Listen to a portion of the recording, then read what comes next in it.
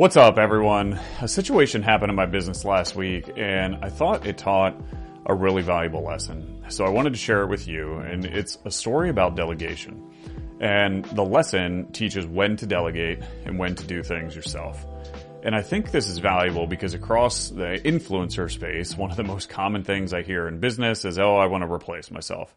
I need to hire someone so I can replace everything that I do. And I think there's a lot about this concept that people get wrong, and so I want to share this story with you.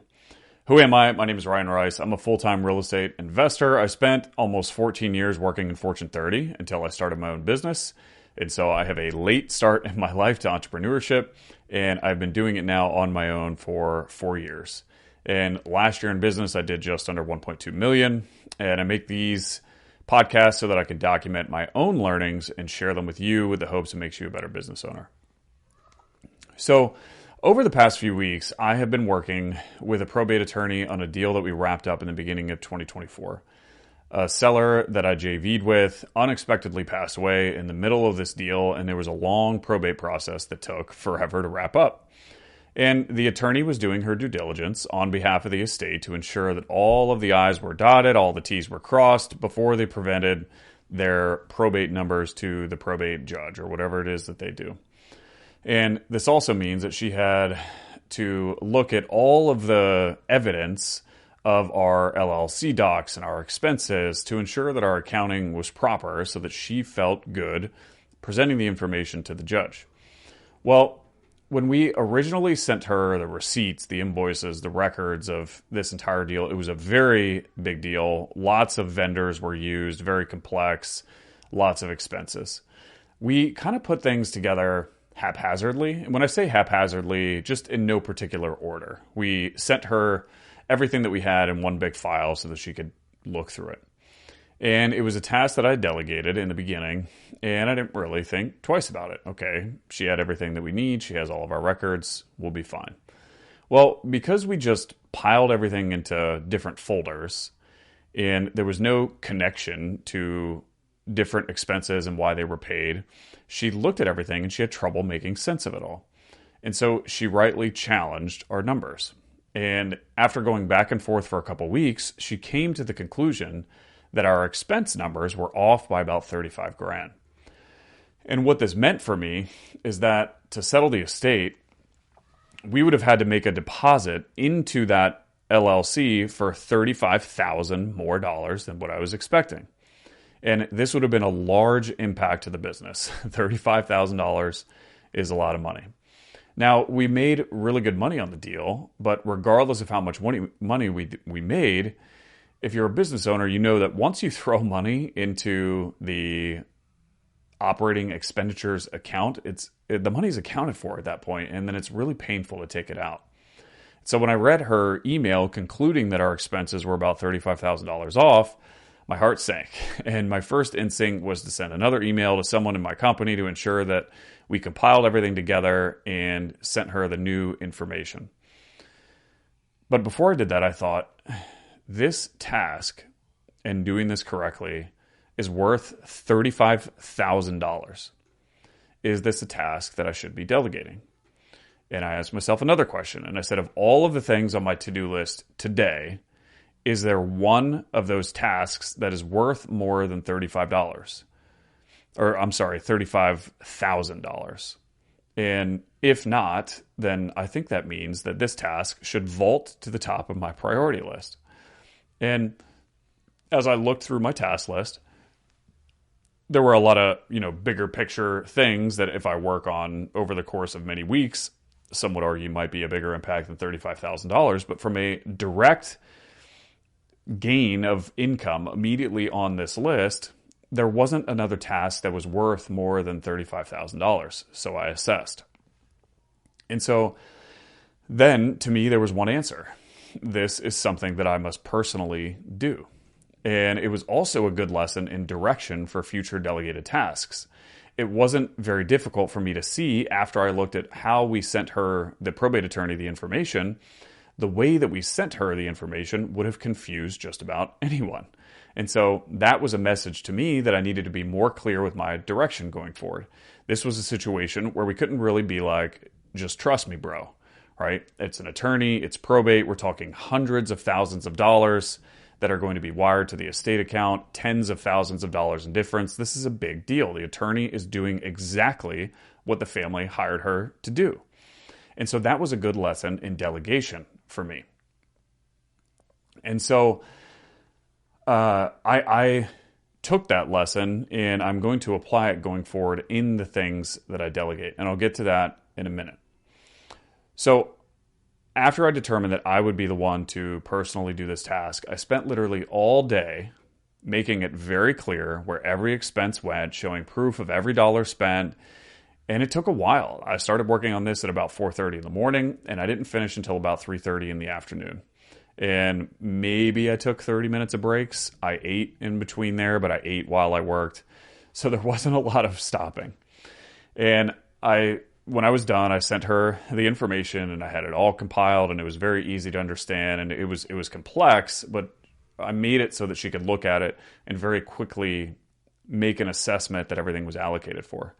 And literally within 60 minutes of me sending it to her, after going back and forth with her for weeks about this, she replied back via email saying she agreed with our expense amounts and we settled on a figure to close out the LLC and satisfy the estate.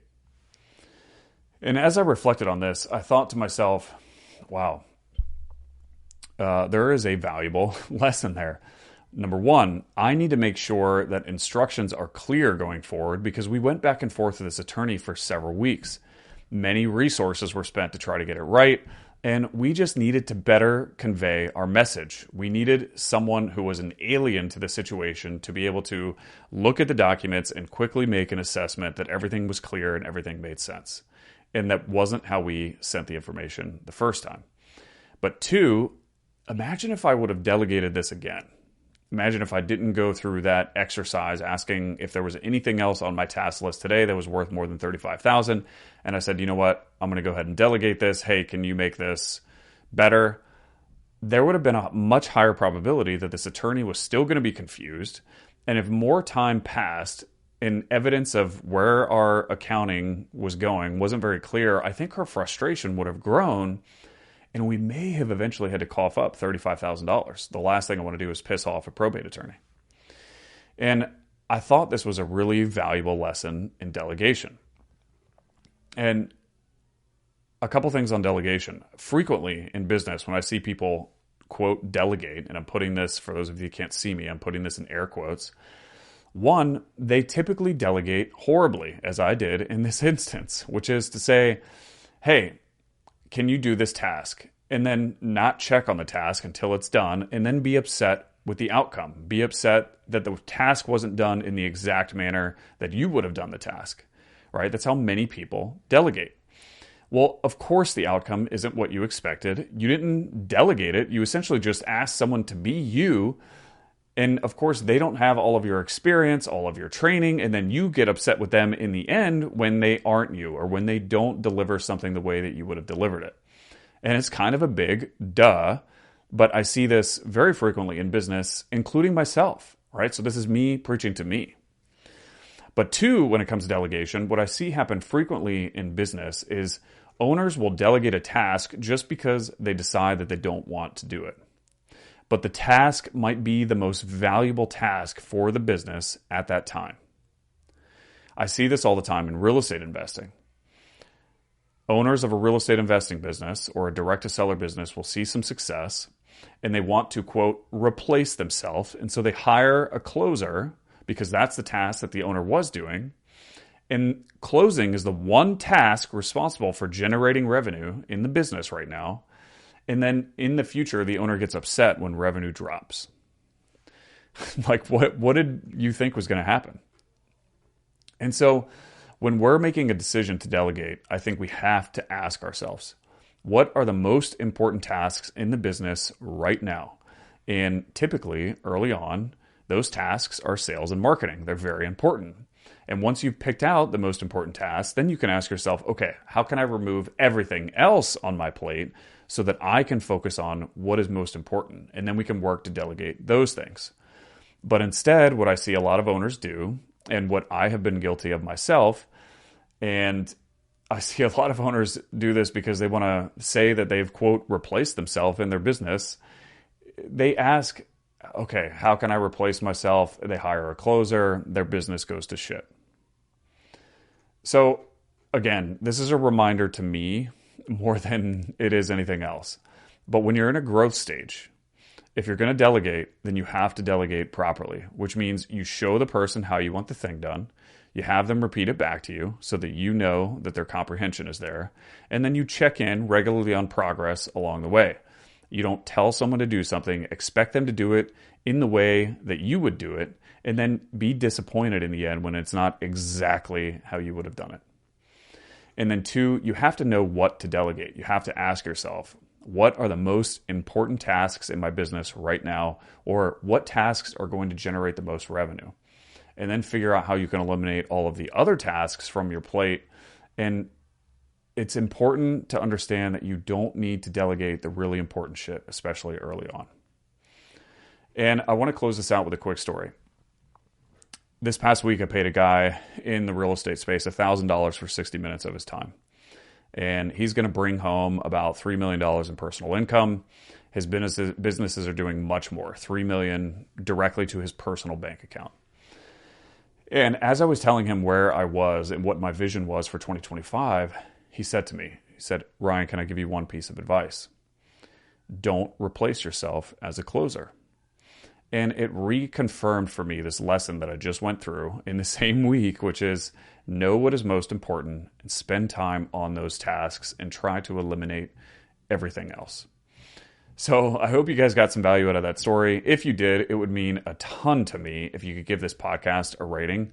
You scroll to the bottom if you're on Spotify, or if you're on Apple, you scroll to the bottom of the main page, quick tap of the thumb, and it's done. And if you really want to juice me up, share this episode with a friend or another business owner. I truly believe the best way to improve is through entrepreneurship. And the way that we can make this world a better place is by making more entrepreneurs better. And so if sharing this can make one entrepreneur better, I will be moving closer to the direction of my mission. So I appreciate you guys. I love you guys, and I'll see you in the next one. Peace.